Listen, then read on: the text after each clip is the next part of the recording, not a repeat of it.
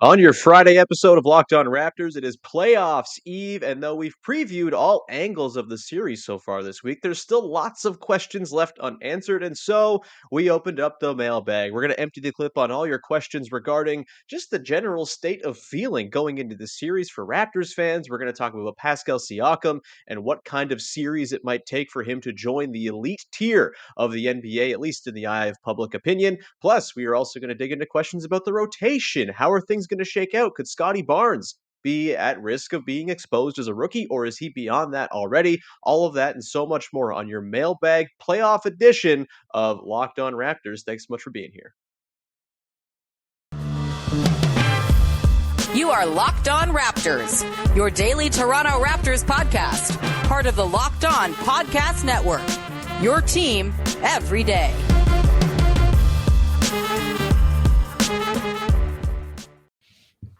Hey, what's going on? Welcome to episode number 1159 of Locked On Raptors for Friday, April the 15th. I'm your host, Sean Woodley of RaptorsHQ.com. You can find me on Twitter, as always, at WoodleySean. You can find the show at Locked On Raptors, and you can subscribe to, follow, rate, review the podcast wherever you get your podcasts on all your favorite podcast apps in audio form. You can also go to YouTube at Locked On Raptors, just LockedOnRaptors.com. That's not how it works. YouTube.com/LockedOnRaptors or something like that. I don't know the exact URL off the top of my head. Either way, it's easy to find with whatever Google or Bing you use. Please go subscribe and support the show on YouTube as well. And a big thank you, as always, for making us your first listen of the day. All right, on today's show, we are going to empty the clip. We got a ton of mailbag questions in ahead of Raptors Sixers. We won't get to all of them, unfortunately, because we got like a good, 15 questions or something like that from the listeners. We just don't have time to get to all of those. I also don't have the breath to get to all of those. And so joining me here today to help my COVID-addled ass get through this podcast by answering your mailbag questions is, of course, Katie Heindl. Katie, how are you? I'm doing well. I feel good. I feel good going into the weekend. That is a really good thing to hear, and I guess maybe makes the next question that we're going to get into redundant, but I do think it is worth digging into. Really, it's kind of the essential question for Raptors fans on the eve of the playoffs. This question comes in to start things off here from our friend Jacob Kramer, who asks just basically, how are you feeling? Katie, you can expand upon your thoughts if you'd like, but I'm curious as to your general mindset going into this Raptors series with the Sixers, where all the pressure seems to be squarely on Philly's shoulders. It's been a wonderful, exciting ahead of schedule season for the Raptors. How do you feel going into this first round tilt with Philadelphia? Yeah, I think the Sixers have a lot more to lose Hmm. in this series, so that makes me feel good on behalf of the Raptors. I think it's lower stakes. I think again, it seems like the theme of the season for me is every win and every major progression has felt like a bonus, Sure. and this is one of them. I think though, and like this is not me getting my hopes up too much, I'll clarify, but I think there's something to be said for teams that have low stakes historically in a playoff situation or not Hmm. necessarily a lot of pressure on them, uh, being the arbiter of like upsets for other teams that have an immense amount of pressure on them. So I'm Hmm. sort of curious to see how the Raptors play with that, that kind of levity. The one part of me that was a little bit maybe trepidatious uh, was in the absence of Kyle Lowry, just as a floor kind of organizer, especially if things Sure. start to get strung out or feel a little bit sparse. This will be the first kind of tilt for Fred VanVleet and Pascal Siakam in their leadership role in the playoffs. Certainly not Yeah. their first tilt in the postseason. But I think to just keep this group cohesive and kind of together, especially, we'll talk about the lineup stuff later, I'm sure, but especially with what they're going to have to throw at the Sixers, that's going to Yeah. be a tall order. I think they're totally up for the challenge, but I'm curious to see how it goes. But otherwise, like, I feel pretty relaxed. Yeah, I do too. I think there's some level of I don't want to say expectation necessarily, because and maybe there is, like with the way that the Sixers have been kind of derided and the fact that their play has not been terribly inspiring and the fact that you can very easily look at James Harden's season and say he might be cooked. Like it really does get pretty easy to envision a pathway towards the Raptors winning. And I mean, I don't think it's just Raptors fans or people who cover the Raptors every day who feel this. If you Mhm. go and pull Sixers fans right now, there is a serious lack of confidence in the team. If you go back and listen to yesterday's Locked On Sixers, Locked On Raptors crossover, Keith Pompey picked the Raptors to win in six. Like I it heard is that. not just it is not just a Raptors related thing here. It very much is. I think a totally reasonable outcome here that the Raptors win this series because of all the flaws the Sixers have on hand and because of the very clear advantages the Raptors have in a couple of departments.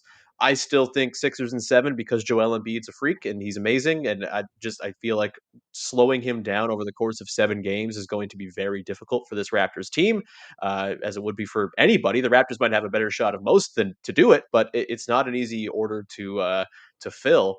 And so, yeah, there is a little bit of expectation there, but I do think it is pretty low stakes. It does kind of remind me of that 2013-14 season, and I've compared this season to that year a lot. But going into that Nets series, yes, the Raptors were the home team. There was a 3-6, but the Nets like clearly gamed the system to play the Raptors in the first round because they were very clearly the sort of like easiest or most beatable of the top four teams in the East that year. It's different this year, of course. Mhm. It's a 4-5, but I do think there is something to the idea of like the Raptors, despite being in better form right now, still being notably the underdogs. And if they can just kind of push it long and go to seven or something like that, that will feel like a pretty satisfying end to the season once you get some distance from it. It might have some heartbreaker potential in that game seven if it does come to that or something like that. A Mhm. blocked shot by Paul Pierce or someone who's a stand in for him. I guess there's not really a Paul Pierce stand in. Paul Pierce right now would be the best wing defender on the Sixers. Uh, so maybe there's not that same sort of corollary, but I do think like if they do lose this series, it might sting for a minute, but it will, in the grand scheme of things, kind of be that sort of first building block towards something bigger, I would assume. So with Mhm. that knowledge, it feels pretty all right. Do you envision any sort of like disaster potential here, Katie? Just to linger on this question a little bit more, like, is there something No. that could leave you feeling sour at the end of this series if it plays out? I mean, if anybody gets hurt, knock Yeah. wood. But otherwise, not really.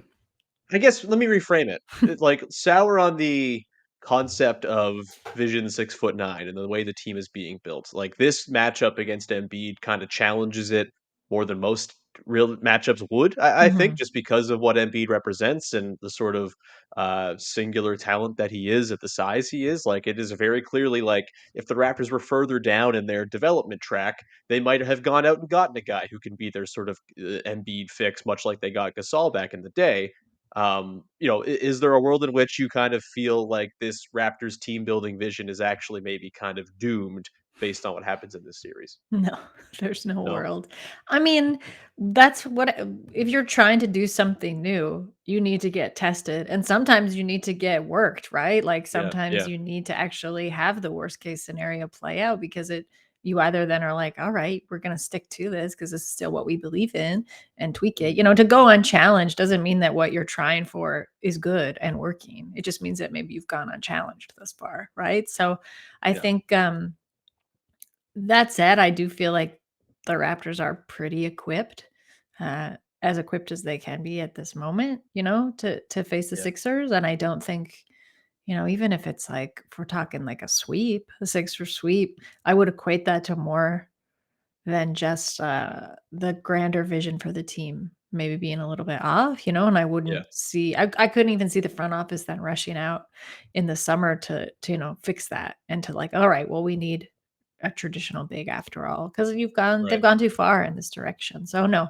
I think they'll definitely be challenged to it, and maybe some times where it looks awkward, maybe like a little bit ugly and uncomfortable. Mhm. But no, I don't. I think like this is what the team is. Yeah, I think I'm with you too. I think the only things that could happen that really kind of, cast a pall on this season are like if Pascal reverts back to bubble Pascal. I don't think that's going to happen because Mhm. he's just a significantly better and more well-rounded player from now than he was then. There will probably be some drop off in the production just because that's what happens in the playoffs and teams are going to be geared up to stop him.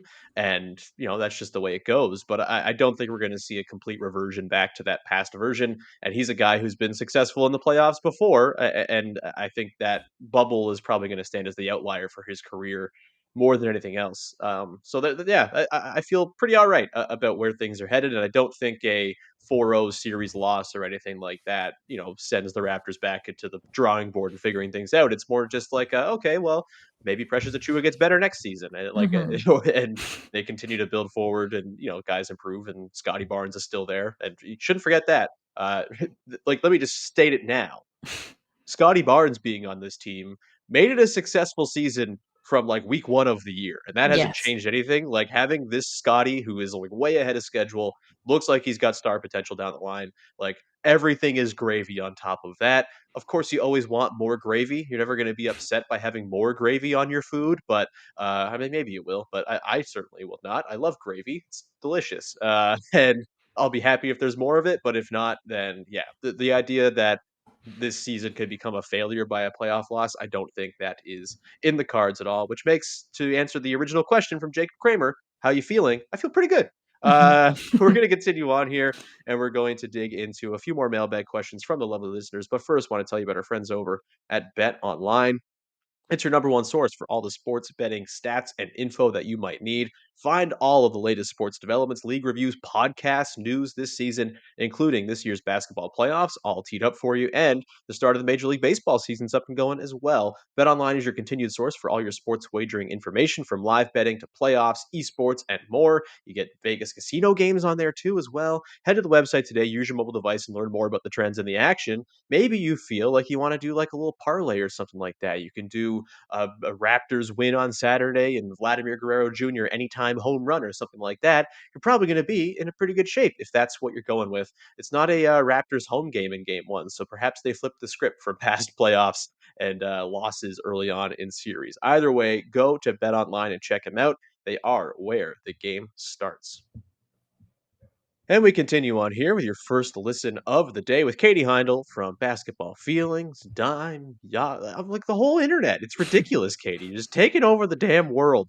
Let's get to a couple of other mailbag questions here. This one here comes from Up in My Tree. Asks, Scotty Barnes can still struggle sometimes as an ISO defender. What does he need to improve on so he's not targeted in this series? Interesting question.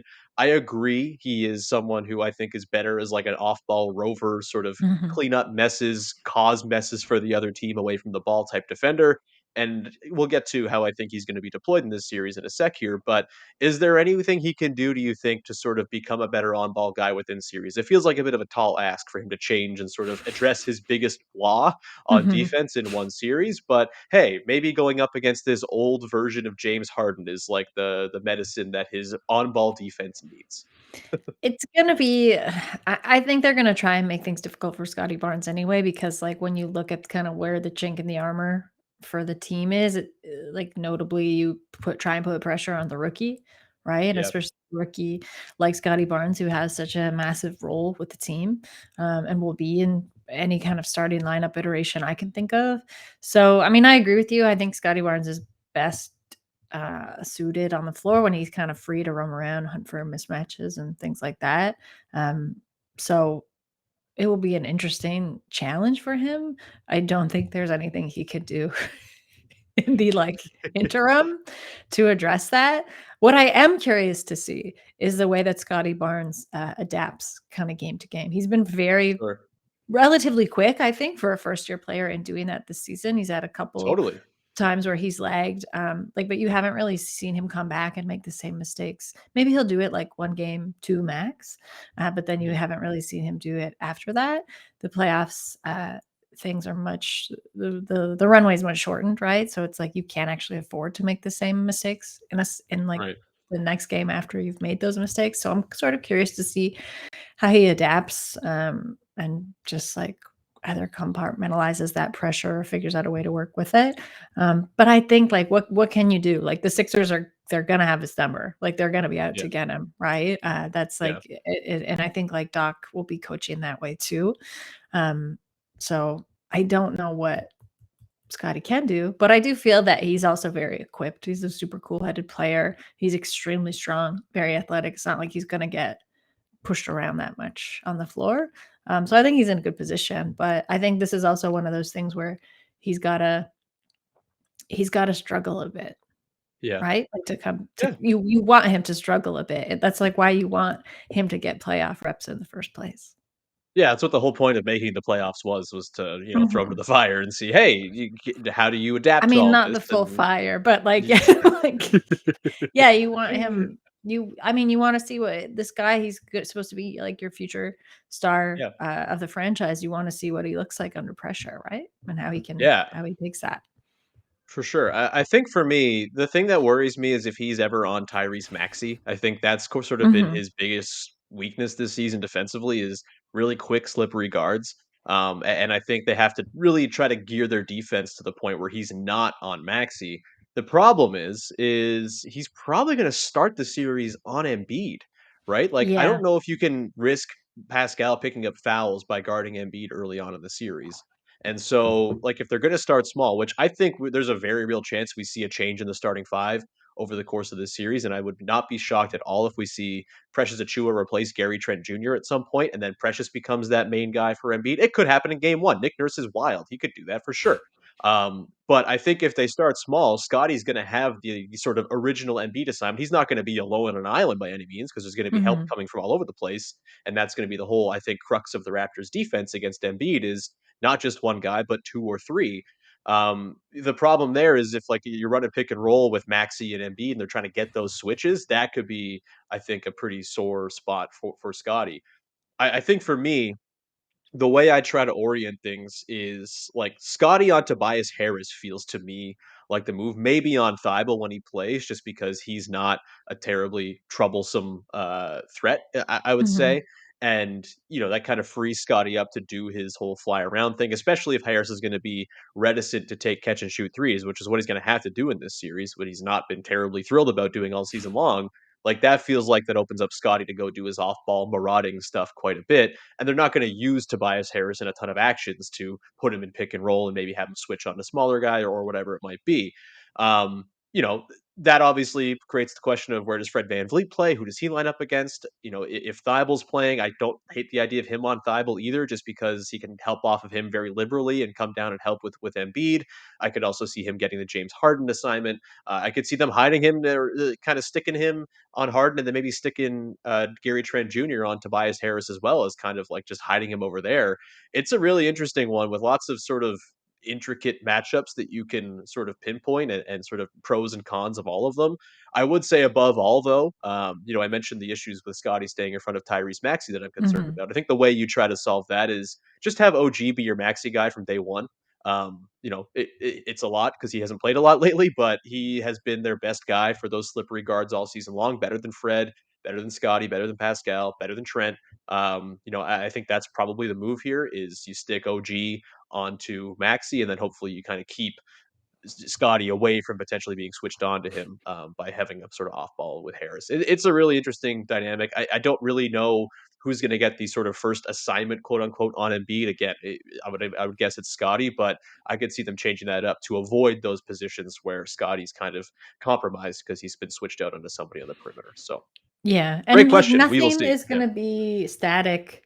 I was gonna say, No. like sorry, there's a cat hair on my face. All good. Nothing nothing's gonna be static. We're talking about, like, game to game, but, like, nothing's even gonna be static in game, right? Like, I Right. think the I think Nick Nurse just, like, switching it up, like, as He's much I as he feel like Nick can. Nurse is having himself a very good time preparing for this series. Yeah. Yeah. I mean, look, like nothing like Doc Rivers is a phenomenal coach, but like if this is one of the areas where you have an advantage in Nick Nurse being able to and like this team also being able to like follow those instructions and kind of switch on the fly, he's Mhm. gonna take advantage of that.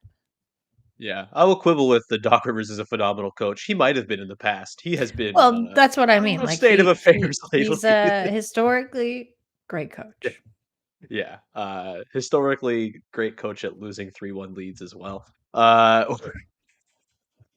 We got another question here to get into. This one comes from Eric Morris, a regular question asker at Epic Mopus on Twitter. Are the Raptors still okay if the very young players don't step up in the playoffs? Can Pascal, Fred, OG, Thad be good enough to beat Philly if Scotty, Precious, and Gary struggle? Katie, well, what do you think about this proposition? Can the Raptors be carried to success by their core guys if the younger guys, who are certainly part of their core but have yet to sort of have that established experience, if they struggle? I don't think so. I No. think it's gonna take everybody. I think it'll be a long series no matter who it goes to. I feel Yeah. like 6 or 7 games makes sense to me. And no, like, I can't even with Kawhi, it took everybody. Like, playoff games take everybody to win. They Yeah. just do. That's kinda the nature of them, you know? And I think the Raptors especially more so because, you know, like Chris Boucher, his shooting has been great as of late, but that hasn't been a Yeah. consistent thing all season. Pascal is still like as phenomenally as he's playing like across the floor. You know, shooting can still come and go for him, like in a Sure. game, right? Like quarter to quarter, that can happen. It depends like how overpowered Fred might get. That too has been shooting like lights out. Yeah. Maybe that's because he's been utilized in a way he wasn't in the past, you know, like with the Raptors, but um, that's just a tall ask. Like I'd It even say like I can't think of a team that it wouldn't take everybody from, you know? yeah. And I would say to that point, like, there have been games, I guess, in recent Raptors playoff history where one guy has kind of won it for them. Like, I think of You game want 7. those games, yeah, Yeah, and like, but but those they don't that's have a like Kawhi is the yeah, thing. and Like, that's a they don't have testament someone who can be like, "I'm gonna take 40 shots and win this game exactly. just based on pure will." So, Yeah. yeah, And, like, those games usually come a lot later in the yeah, postseason, right? When it's, like, everybody is hurt and, like, really yeah, banged up, and it takes those yeah, kinda random, like, "Alright, it's gonna be the Marc Gasol game, or it's gonna be, like, the Danny Green game. I hope it's not the Danny Green game in this series." But, you know, like, yeah. that I think, like, that comes a little later. These first, like, lifts, uh, especially with against a team like the Sixers, like, it's a heavy lift, and it is gonna take everybody. And I would also say too, like, Scotty, Precious, Gary, they're not just typical young guys. They're not Shake Milton here, right? Like, they are pretty integral to what the team is Oh, trying I to like do. Shake. I'm not that's not meant as a slight towards Shake Milton, but, like, And you B-ball Shake Milton, Paul. he's the 8th guy. This B-Ball Paul is a great example, right? Like, if B-Ball Paul plays for the Sixers, like, great for them if he has, like, 8 good minutes a game. It may not make or break their chances of winning the series. If Scottie Barnes, Gary Trent Jr., and Precious Achiuwa are bad, like, those are 3 guys who are, I think, essential to their chances of winning this series and why I feel like they have a chance of doing it. Like, Mhm, Trent's shooting is so valuable. It's going to be huge off of Siakam because Siakam is going to see a ton of attention and it's mhm. going to be on guys to knock down the looks he creates. With Barnes, like, the mismatch hunting that he can do against the not very good set of wing defenders for the Sixers is a pretty essential avenue to points, I think. And then Precious, I've said it all along, like, he might be the most important swing player in the series for the Raptors because he can guard both Embiid and Harden. He can switch that action. That is incredibly valuable. But if he's doing early season Precious stuff on offense, which could happen, he's 22, it might revert back and he might have some growing pains here. Then the Raptors are going to be in really tough. I just don't know if they have the horses if those 3 guys are not chipping in. Even if you get good series from Chris Boucher and Thad Young and whatnot, like, There's only it's one just guy in the NBA a that's lot. got horses, Sean. That's true. Old Nicola, we love him.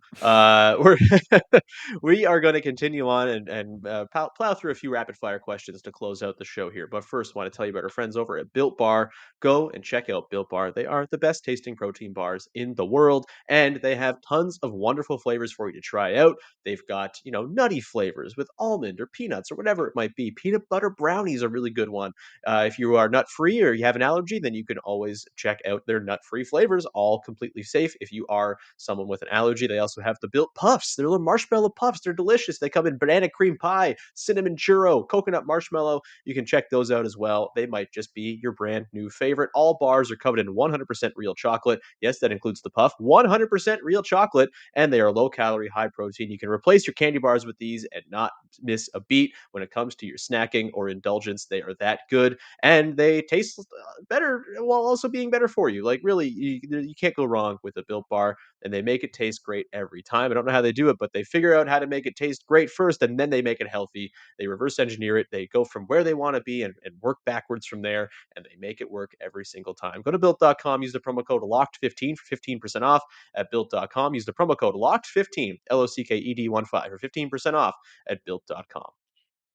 And today's show is brought to you by our friends over at rockauto.com. It is a crazy world out there when it comes to auto parts. Everything is expensive, and you don't really have a whole lot of say in the matter when you go to the mechanic and say, "Hey, my car's messed up. Can you fix this part?" And they will say, "Yes, I have this part available. It costs this much money. No negotiation. It's the only part we have. Sorry, deal with it." Well, Rock Auto is here to solve that problem and give you the power back when you go to the mechanic. Instead of going and being at the mercy of what the mechanic has, you can buy the part yourself at rockauto.com for a way lower price than you're going to typically find. For example, a Honda Odyssey fuel pump at your regular chain store is going to run you about $353. At rockauto.com, you can get it for $216. That is like $140 of scratch to be doing something other than paying for your car. And that, as someone who does not like my car, I just have it as a place to get a thing to get places. That is a wonderful thing for me. I don't really care about what my car looks like. I just don't want to spend that much money on it. And rockauto.com helps you if you're in the same boat, or if you're a professional who likes to do up a car. Maybe you are an expert in this and you want to sort of do it yourself or whatever it might be. You can get parts, and they're the same prices for professionals and do-it-yourselfers alike. So go and check it out, rockauto.com right now. See all the parts available for your car or truck, and write "Locked On" in their "How'd You Hear About Us" box. And then they'll be sending you amazing selection, reliably low prices, all the car parts you will ever need at rockauto.com. And we round out your first listen of the day here with some more mailbag questions from the good folks out there. This question here comes from Logan Christie, who asked, "Do you think Thad slips into the six-man role just based on experience, or will Chris and Precious play the same in the playoffs?" There's also a question that I believe asked the over/under on minutes played for Precious Achiuwa in the series at 29 and a half. This one comes from Jordan Papazoglu, which is a very good question as well. So we'll kind of weave them all in together. That is the sixth man. Is that something you could Mhm. see him playing more minutes than those guys? Precious and Boucher, Brett Precious with that over under 29 and a half. What say you on the sort of complexion of the Raptors' three main guys off the bench in this series? I really wonder because this stuff makes me think of like Norman Powell's like first play, like his Right, playoff right. when Norman Powell was primarily just a playoff player because you were like, oh yeah, regular season pretty good. And then he would just come alive. Bucks are there, and Yeah. he's just gonna slit their throats on the floor. It's Yeah, gonna be awesome. exactly. Yeah, Just like a completely different guy in the playoffs. yeah, I keep trying to think of like a pop culture comparison, and I'm really coming up blank. Sorry, everybody. Um, but I wonder if we're gonna see that from Thad, Precious, and Chris Boucher was the third yeah, option. yeah, Um, I'm a little bit worried, and I really hope like it's like a slight worry, and I hope it is completely unfounded just about Precious. I think I think he can like he seems like he's super kind of cool and collected from all the practice yeah, questions I've seen him field and just like where I think his head's at going into this series. But that's another guy I think the Sixers are going to be looking to put pressure on yeah, along with Scottie Barnes. Like that, I'm really not worried about. That guy's got like a wealth, of yeah, game experience to draw from. Um, Boucher too. Like yeah. as much as he can kinda look spotty, like he's been here before. So Sure. I think Precious, I hope we get some like really crazy games out of him. Um, but I'm sorry, I'm not really even answering the question. I'm It's trying all to right. think of what it Like, was. I guess it's like, does Nurse end up sort of falling back and trusting Thad more than those 2 guys? I guess is sort of the heart of the Um, question. I think it's gonna depend how they play. I think a Yeah, lot's gonna get sorted out in the first game, for how Nurse, like, approaches who he puts his trust in for the next one, but he's also not someone who will kind of squander and relinquish opportunities. He's not gonna he also can't afford to just like bench somebody outright for this whole yeah, series, right? It's gonna need, as we said before, it's gonna take everybody. So I wouldn't be surprised if he like maybe you see Precious early just so also Precious can kinda get a taste of things, and then, put that in for some cushion, like, in the middle quarters, like, maybe, like, the yeah, second and the third, and then toss Precious back in there and have Boucher rotating in. I could see their minutes also being pretty evenly split, to I be think that's honest. kind of yeah, that's where I come down. I think it's gonna be pretty even because I think those 3 guys, have proven they fit in the sort of in between lineups with the Raptors starters Mhm, quite well. The mhm. lineups for the Raptors have gone super weird, and everyone's 6'8" or 6'9" have been really effective in short bursts this season, and you gotta have those short burst moments where you can win a section of minutes by 10 points while Mhm, Embiid's on the bench or something like that, and I think those guys are gonna be key to that. I also think like they're all just going to have to take time guarding Embiid as that sort of primary as well, right? Like they're all going to have to soak up possessions. Boucher might struggle there because he's like literally half an Embiid, but it's they're all going to have to be there to just like offer, as Nick Nurse said yesterday in his availability, talking about how like they just got to like absorb all the fouls that they mhm. can throw at Embiid across the board, and I think they're going to have to disperse it. Otherwise, you're going to have guys run into foul trouble. So the question about Achua and the 29.5 over under, I think I'm going to take over. I think he's going to play a lot. I think he's going to close games in the series at least more often than not if he's shooting well, just because of the defense he offers late in games. Mhm. He closed, I believe, both of the games they beat the Sixers in over the last month. Definitely the one last week, and so I think like he's been really good in this matchup. I think Nick Nurse, knows that he's kind of the avenue to success for them in this series because of the things he does defensively, and you might even take some bad shooting just to get that defense on the floor. So I And you think need his we are in size. for yeah, Yeah, totally, and his yeah. rebounding, like, it's just he's gonna be a really, really key figure in this series, and maybe it's a lot to say, "Man, Precious Achiuwa, a huge piece in this series," but that's where the Raptors are. They're still early on in this building process, and it might not seem so crazy in 2 years that Precious Achiuwa was such a linchpin for a series, but, I think we're gonna see him play We've seen quite a bit. weirder. Yeah, It's not that weird, totally. right? Like, when you Louis think of what you've Scola started seen. an entire Yeah, playoff run for the I Raptors, was yeah. gonna say that. Like, when you think of all the components you've seen in Raptors playoff teams of the past, Precious Achiuwa is like it's a beautiful fit by comparison. 100%. Another question, also about the rotation, also from someone with the last name Christie. This is Mike Christie asking, will they go deeper into the bench than expected with nine already likely seeing some minutes, and which, if any, guards crack the bench rotation, especially if Fred's too injured? So let's tackle the first one here. Mhm, Nine is an interesting question here because that I think assumes that Kem Birch is going to play a lot of minutes in this series, and I'm terrified of that, Katie, because like I think Kem stands a chance of offering some resistance to Embiid, but the offensive hit you take when he's out there. I mean, he hasn't hit a corner three all season long. He just does not offer the spacing, and as much as it's nice to have those floaters and things like that, I just think the other bigs the Raptors have offer a little bit more in terms of what the Raptors are doing out there. And it's not mhm. like Kem is like 3 inches taller than any of these guys and can offer a tangible amount of extra resistance to Embiid. So I actually think by the time this series is over, it's going to be trimmed down to 8. They might have Kem sprinkle in there early on, but it's not been consistent for him in terms of his role this season. And I just think you can't afford to take too much off the table offensively against a team like the Sixers, where as much as they've kind of struggled defensively at times this year, like they have Joel Embiid. He's the biggest deterrent or one of the biggest deterrents in the league.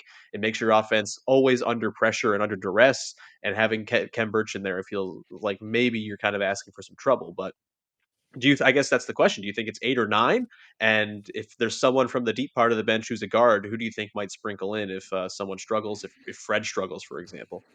I think we could probably see everybody. I feel like we might see Malachi, like, some games, Like, Yeah. I don't think that's completely like, I also don't see why that's seems so shocking. Yeah. I don't really see Fred struggling too badly, in these games.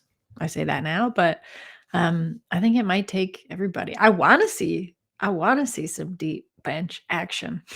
I guess it's not I guess it's maybe not the time to see it, but I've wanted to see it all season, like, Sure. some faces that, like, we haven't really seen on the floor quite often. Um, yeah, the chem situation is tricky also because where what I said before about maybe we'll get to see some really, crazy playoff games from guys who haven't really shown out yet this season. I don't know. Will we see that from Kim? I don't know. Like, is he gonna finally hit his corner three? I'm not sure. But he does Yeah. still, like, allow some breathing room. and just even if it's like opportunities for guys to kind of sit out and rest their legs, because it's going to be a pretty physical series too. If like what the Raptors have and their biggest advantage is their size Yeah. and kind of length and strength. So I think you could see a lot of faces. I'll say Yeah, I that. think I err more on the Nick Nurse is kind of a circle of trust kind of guy, and I feel like maybe we see a lot of looks in game 1, but I could see that whittled Mhm. down to 7 or 8 guys. Like, I could even see, like, if Boucher's struggling with the size of the Sixers, maybe he finds himself on the outside looking into the rotation. I don't think I wanna see that. He's very Mhm. valuable to what the Raptors do, and his defense is huge, and his offensive rebounding is one of the avenues the Raptors have to putting up a better offensive series than the Sixers do. But I think I probably go with history on this one, and that Nurse will get creative in the way he deploys guys, but probably keeps it to a pretty tight circle of 8, I would guess. But if someone does sprinkle in, like I could totally see Kem getting run if he plays well, if he is offering some good resistance to Embiid. Maybe he has like a pretty nice series when it comes to the floater and stuff like that. Maybe that becomes more of a reliable look for them. I Mhm. could also see Malachi Flynn just for the shooting, like if they're getting zoned up or something like that, and they're having trouble knocking down their threes, and they just don't have enough spacing out there. Precious isn't hitting his, Boucher's not hitting his, Thad goes cold. Like Malachi might be the guy to swap in there just to see if you can get him going a little bit with those looks. But it's Also because the Sixers yeah, won't necessarily be expecting it. That's not who they've studied, yeah, right? Like totally, yeah, in these kinds of 100%, situations. So you only get one of those times, yeah. because after that they're like, "Oh, we know this now." But, you know, throw whatever you can at them. Totally. One last quick one here, Katie, before I let you go. This question comes from Dakota Schmidt. Dakota Schmidt. I follow Dakota. Lovely stuff on the G League over there. Is there a correlation between the fall of society in the mid to late 2010s and beyond, and the NBA no longer using the Pitbull playoff song? Song's so good. I mean, the playoff and the original, and I get chills when I hear Hmm. it. Both versions. Yeah. Yeah, I wanna Bring say, it yeah, back. there is. Bring it back. Bring Bring back it Mr. back. Worldwide, and it'll be back Mhm. to the halcyon days of the aughts where everything was good. Uh, We're going that way in fashion anyway, so, you it's know, true. It's true. bring back Pitbull. Uh, Absolutely. Katie, this was lovely. Thank you so much for hanging out. Anything you would like to promote for the good people out there? No, I haven't really figured out how I'm gonna do playoff coverage at Basketball Feelings, but I'll probably have to do something. So you can follow along at basketballfeelings.com.